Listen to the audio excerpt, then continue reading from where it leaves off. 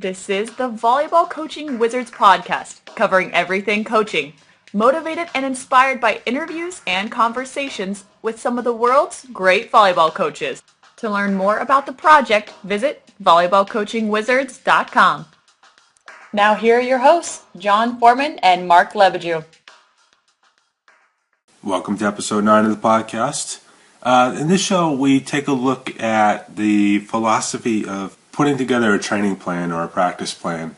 And as our kind of starting off point, we use a clip from Belgian coach Jan De Brandt, which talks about his philosophy and how he approaches things, specifically in terms of the perhaps contrary idea of actually looking to find ways to cut down on the amount of time you spend in training as opposed to trying to fill your full available training slot.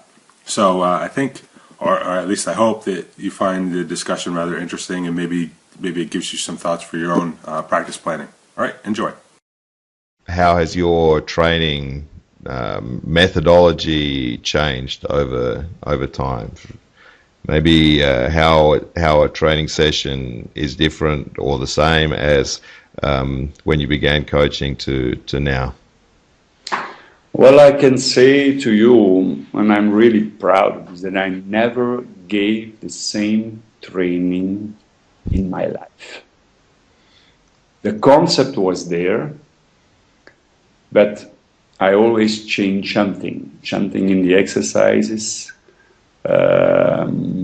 something in the order of organization. What is really important for me, and that I developed by all the years, is the organization of the training. I don't like that players have to wait. Mm-hmm.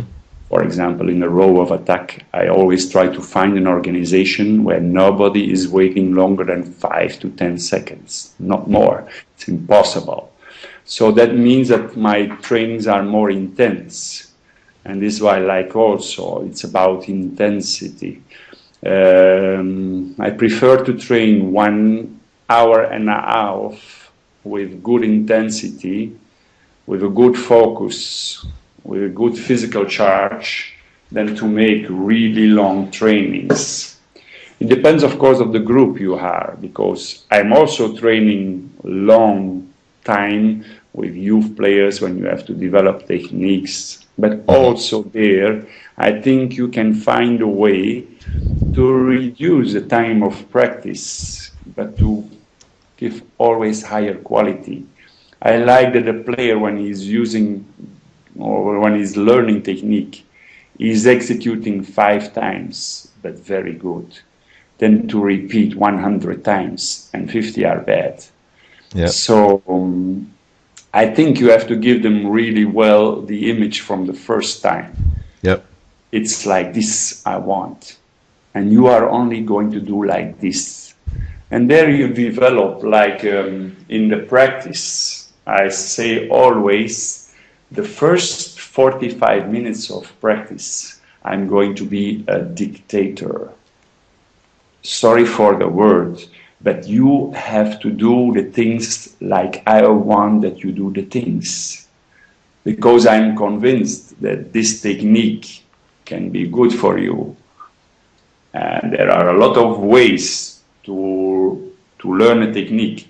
But when I see you now with your physical abilities, your posture, I think this technique is the best for you.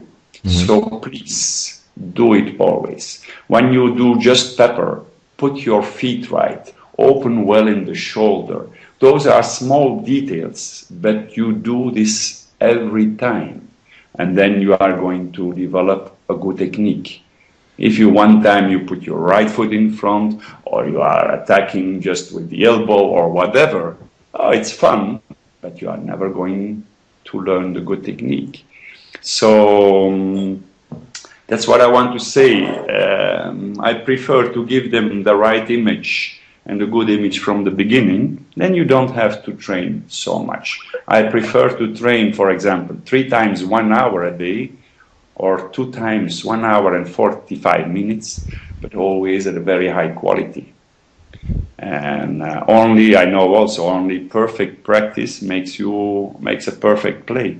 So why don't you do that from the beginning? I am a setter, and it's maybe one of my biggest points when I start with the team, and I look them how they are setting, and I am vomiting.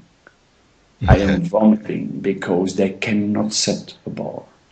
And then I explain them, okay, this is my technique, but I know I was a setter for so many years. I know it's a good technique.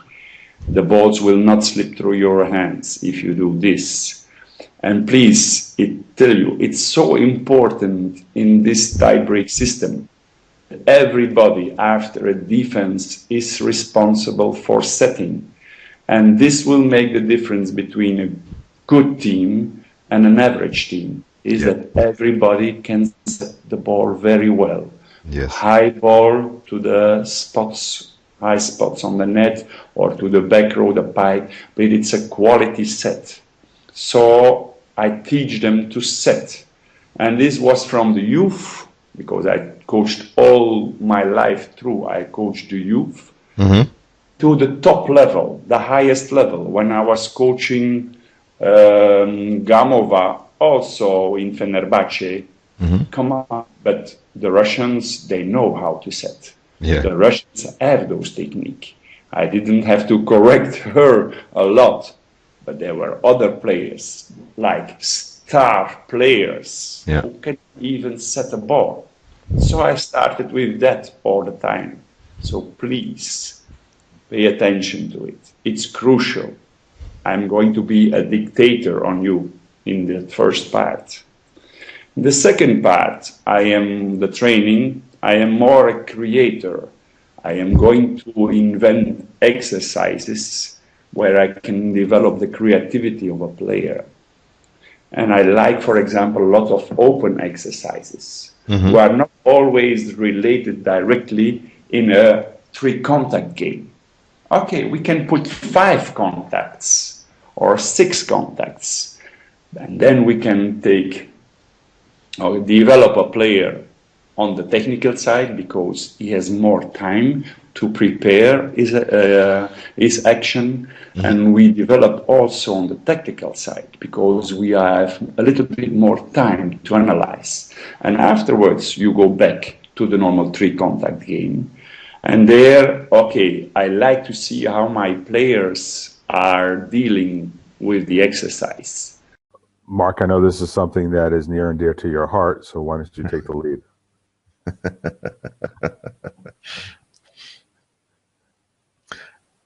Yeah, it is a topic that's of interest to me because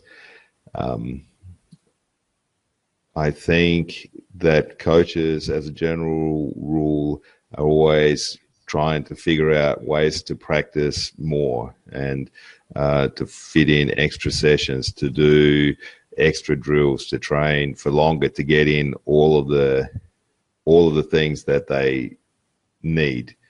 And I think a really well-structured practice, and obviously a game-oriented practice, can cover every part of the game in a relatively short period of time. So I often think about the days when we used to practice for 8 hours a day. So it was always in the 70s and 80s. Okay, we practice 6 hours a day, 8 hours a day. The Russians are doing it. The Japanese are doing it.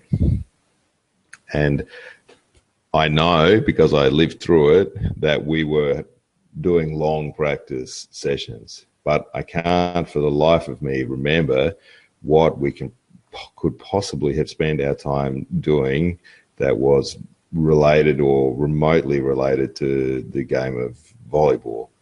And when Jan came up with that line, as you say, it was something that resonated with me. Oh, I can't disagree with you. I mean, think about all the conditioning work that used to get done in the old days, and even not so old days. I think eventually we did get to the point where coaches started to realize that when we shifted from side-out scoring to rally scoring, that the conditioning element, all the heavy aerobic work and all the sprint work and all that stuff that they were doing all the time in training wasn't as necessary, especially if you structured your practice properly and made the conditioning just playing. You know, the conditioning is built into what you're doing. And more specifically, it's the right kind of conditioning. It's not just go out and run. Although I do still occasionally see teams running laps, which always amuses me or horrifies me, whichever my mood is that particular day. But yeah, go ahead. If we talk specifically about physical preparation, the scientific model that came through the 60s, 70s, 80s was like a building block approach to physical development. So you have an aerobic base, and then you do strength, and then you do I forget all the steps along the way, but you go through the steps, and I think to a large degree that was the way that we always thought about practicing volleyball too. So you firstly build bricks before you start building a wall. So it's not even a building block approach like in building a wall, and so we wasted a lot of time just going through those individual things that we just didn't need to do. Yeah. Now, going back to the still persistent view of some coaches that they need to use all the time available to them, however much that is. Do you think part of that is a function of bad prioritization when it comes to developing the plan? I think that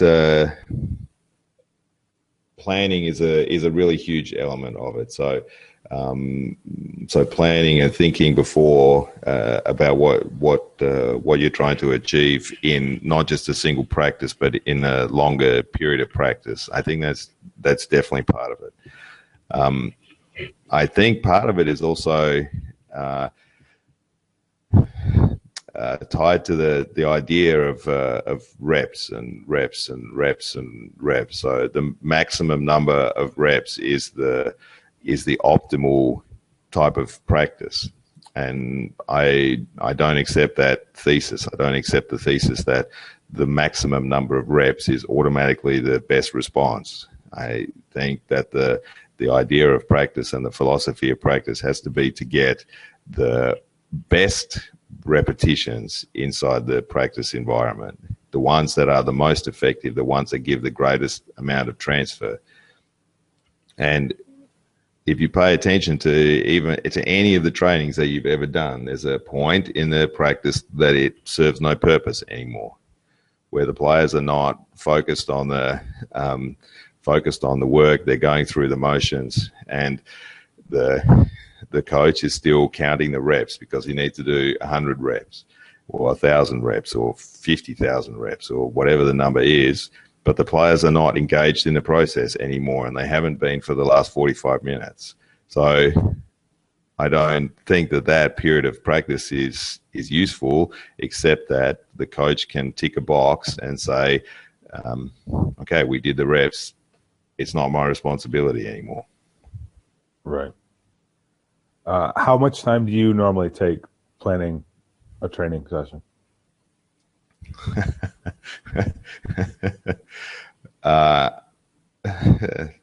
Less time than the textbook says that I should, because I remember reading things when I was studying that you should spend at least as much time planning practice as the practice takes. So maybe that was a John Wooden quote or something somewhere else. And if you have 14 different drills and you're planning practice down to the minute, then I can imagine that you need to spend a couple of hours, 3 hours preparing the practice. But if you have a game-oriented kind of work, then the number of drills don't take very long to work out, and the most time spent in practice is working out the matchups and the rotations, so that inside the work the players have enough of the quality repetitions. Yeah, I was just going to actually say that. For me, I basically take as long to schedule a practice or to structure a training as I give myself to do it, which is both good and bad. I learned that if I started working on the training plan 2 hours before training, it would take me 2 hours to actually finish the plan. Whereas when I realized what was going on, I said, okay, it's 30 minutes before training. I'm going to write this down, and I know I need to leave in 15 minutes. So it kind of gets you fixated on what you need to be doing, and not letting your thoughts wander all over the place as to what would be nice, and what's the upcoming opposition, and where are we in the table, and all this other stuff that really isn't necessarily relevant to what you're doing. And also thinking about the umpteen different possibilities and options you might try to squeeze in, when in the final analysis you're going to do 4 things, and you just need to pick 4 things. And as you say, for me, the longest amount of time gets dedicated to rotations or matchups or whatever in the game-like stuff that I'm doing, so I could try to get my best hitters going against my best blockers, or my best defenders going against my best attackers, depending on what I'm trying to focus on that day. Or making sure that everybody gets a chance to serve, or that you get to pick one often enough, et cetera. Yeah, exactly. Yeah, in my case right now, I've got a starting setter who's got a back problem, so I try to minimize the number of jumps that she does in training. So she tends to do mainly back row rotations while she's in there. I can't have her not do front row rotations because she needs to work on her blocking as well. And I need her as a good block going against my best outside hitter, so that they both get that training. But I have to have that consideration of, okay, it's still relatively early in the season. Her back isn't going to get any better soon because she's just not going to be able to get enough rest to do it. So we have to moderate things. But yeah, I agree. I've heard you should take as much time planning as you will in execution. But I would actually contend that part of that process is kind of the processing and the thinking that you do following the prior match or the prior training, or even before that, as you say, when you're kind of forward planning how you're going to structure things over a week or over a series of training sessions, and not just on that single one. I agree with you, but I suspect that the initial statement or the initial advice to coaches is not to include all of the general thinking time, but the specific time sitting to plan. I'm going to believe the other thing because then I can fit. So what you're what you were talking about there, I know that this is actually one of those funny little laws. It's called Parkinson's law. Yeah. Parkinson's law, that work expands to fill the allotted time. Exactly. Or work contracts to fit the allotted time. Right. Or if you wait until the last minute, it only takes a minute to do. I've actually found that some of my best training plans have come as I've been standing in the gym going, okay, we've got these players. All right, I got 2 minutes. All right, done. Here we go. I mean, unfortunately or fortunately, I had to get really good at doing that when I was coaching at Exeter, because for the first year, I never knew from training to training who was going to turn up or how many. So I literally had to sit there, okay, as they're warming up, we're going to do this, and we're going to do this, and we're going to do that. Unfortunately, I could never plan ahead. That was the big issue. Yeah. You know, anytime I wanted to plan ahead, I'd, get to that day and suddenly I wouldn't have any players that I needed. Oh, you want to work on middle quicks? We don't have any middles? All right, let's go rethink that plan. I had this similar thing working in a club team in Australia where we had was coaching 2 teams from the same club, so different leagues, and on one court with 6 balls, I think. And I had an open door policy, so we could be and no penalties for not being at practice. So most guys came nearly all the time, but it could be anything from 10 to, I think the record was 23 on one court. No, I had a situation like that when I was coaching the Devon ladies, where we had a certain number who were in the squad for sure, and then we had guests, regular guests, but they weren't generally expected to be part of the team come match day. Yeah. And so it was always a challenge of trying to work on team stuff when you had players who weren't actually part of the team. And I didn't have the issue of 23 showing up. I had the issue of 6 showing up, going, and half of them weren't part of the team. And you're going, okay, we're supposed to do what? And then it just becomes general skills acquisition training, and you're only training once a week. So how many general skills are you going to acquire? Like, no, we're supposed to be developing teamwork here, team stuff. But I don't have a team. Anyway.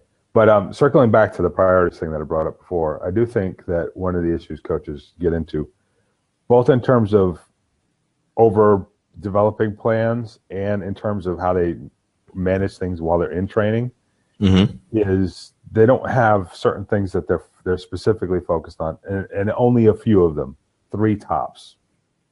And as a result, they're trying to do everything. They're trying to fit in serve receive. They're trying to fit in serving. They're trying to fit in defense. They're trying to fit in hitting. And they think they can prioritize all of those things equally all the time, which you just can't do. You can't do it as a coach. Players can't do it as players. You cannot do it. That's correct. And I remember at Exeter on occasions, I had an assistant coach my second year there, and he would point something out in the middle of a training session of a drill or a game or whatever, and saying so-and-so is doing this or we're not doing this. And if it wasn't the priority that day, I'd have to tell them, listen, I know that's one of those things, you file it, write it down for look at later, but you focus on the things that are your priorities for that day, because otherwise you can get really sidetracked. Volleyball is pretty complex activity. It's very easy to get sidetracked. Yeah, for sure. And the reality is that if you prioritize one thing or focus on one thing or 1 or 2 things, then by definition, other things get paid less attention to and fall by the wayside. Right. So you do have to be aware of not leaving something important or semi-important for too long a period of time before you circle back around to it. Yeah. We actually just came through a period. We had a week, and I wanted to focus on a normal week, so just 1 match in a week instead of 2. I wanted to focus on side out because our side out level had dropped off, and that's been our focus for the last 2 weeks. And side out has gone through the roof. Better reception, better side out efficiency, better first ball side out. But at the same time, our point scoring has dropped right off the same cliff that the side out climbed. So we know what your priority is going to be in the next couple of weeks. Well, the priority is to refine the balance. So we have a game on Saturday, so we don't have much possibility to find the balance between now and Saturday. But we have a full week next week, and that'll be the work. Right. To deprioritize, not but deprioritize. All right. Let me ask you a question. Kind of going back to the idea of having excessive repetition-based drills that don't really achieve a heck of a lot. Mm-hmm. One of the challenges that I've had, and I've had it with this team, I've had it with prior teams, when I've tried to shift them to more of a game-oriented approach, is that the players resist it. They think they need the reps. So I'm guessing you've probably seen the same thing along the way as well. So how do you overcome that? It's definitely the case that players often think they need X number of repetitions to be able to be ready to play. My favorite story on that was working with a team, and on the last practice before the last match of the season, at the end of practice, the setter and the opposite hit another 10 balls together because they hadn't had enough reps on that day before the game tomorrow. So they were in their mid-20s. They'd played juniors together. They'd literally played together for over 10 years. As I said, it was the last practice before the last match of the season, so 6 months together practicing every day. And they thought they needed 5 extra balls on that last day to be ready for the game. And part of it is a conditioning, is mental conditioning, I think, but also it's often a crutch that the players have, that everybody has. A coach has it as well, and that's how it gets to the players, that we have to have X number of repetitions. We need to serve. We need to receive 50 more float serves, and then I'll be ready for the game. It's the most common one that I see. And there's in volleyball, in life, there are fights that you need to have and fights that you don't need to have. And so you serve 50 extra balls after practice because the libero needs to feel good about himself before the game. Yeah, and I was going to bring that up because you and I have talked about pepper and things like that during pregame warmups and its value or lack of value, and how you at a certain point you have to differentiate between training and just mental preparation, and mental preparation being more or less whatever that player needs to do to get their head on straight before they compete. Yeah, definitely. This is a common theme, or an overarching theme that I have, is that there are lots of things that you do in practice. There are lots of drills that you do, that you should do, that you can do, that are really nothing to do with getting better at playing volleyball, and or at least not getting better at the things that they're supposed to be getting better at. Pepper is a perfect example. It has zero value for volleyball. I can't think of anything that it's really good at, except that because it has the maximum number of balls for the minimum number of players that you can play volleyball, it provides an effective warm-up, and you kind of do everything that you need to do in a volleyball match without jumping. And so it has a value in that instance. But the problem that you can have with pepper particularly is if you think that it's a practice for defense, or that it somehow improves somebody's ability to play defense, which is just frankly ridiculous idea. So you can do all of these things, all the 50 serves to the libero at the end of practice. It's not improving his reception ability. It's just an exercise of mental focus and preparing, psychologically for the work ahead. But except in some really specific instances, it does nothing for getting better at playing volleyball. Right. Let me ask you this. Have you ever had an experience where you've done what we would, I guess, call block or something similar to block training, reps, and seeing the team's performance get worse? Oh, I wouldn't have said so. Well, unless you want to say that in the last 2 weeks, when all the work has been on side out, our transition attack and has got worse. So, well, that's perhaps a lack of training or lack of training focus oriented. I'm actually referring to a situation where, and I can't equivocally say this is the cause, but it was kind of, for me, it was a semi-experiment, although I didn't tell the players this at the time, because at a certain point, and this goes back to what I was saying about the players wanting reps, they were pushing on me to do more drill, more block type stuff. And I told them from the beginning that, my focus is on game stuff, and because of the transfer, and I gave them all the reasons, of course, but, emotionally, reasons and logic don't really play together. No. So I started to put in, because we needed to be better at just technically digging the ball.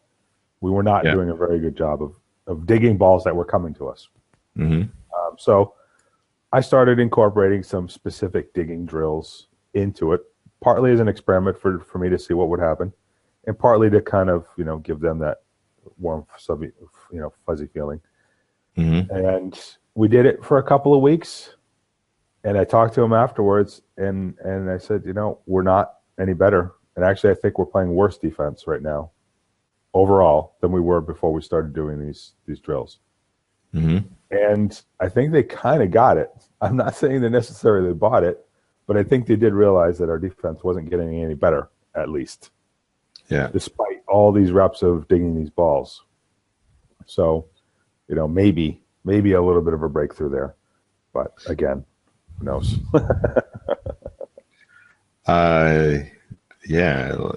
Volleyball's such a complex game, and it's all about the interactions. The whole game of volleyball is a series of interactions. Nothing except the serve can exist by itself without what happens before and after. And if you take anything away from that context, then you have to lose something. I don't think there's any way you can avoid losing something. Yeah. And I will say that since we've stopped doing that, because we haven't done in a couple of weeks, done any real pure digging drills. I've had them do a little bit of stuff just to get them to step properly toward the ball. But most of our work has been in games, set up situations, and let's work on digging this ball that we're trying to channel cross court, or digging the line attack, or whatever. And we have gotten better overall defensively. Overall, again, it's a complex thing. It's we're working on a block, so if your block is getting better, then it makes it easier for the defense and all that stuff combined. And they haven't pushed to do more digging reps, so so maybe progress, baby steps in the right direction. That is good news. Yes. All right, we're just about, we're probably a little bit long on time. Any final thoughts? I think we've covered that idea pretty well.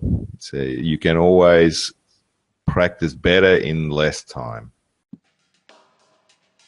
Thanks for listening. We hope you enjoyed this episode. For show notes and more, visit volleyballcoachingwizards.com/podcast. Got an idea for a future episode or want to ask a question? Send an email to podcast@volleyballcoachingwizards.com.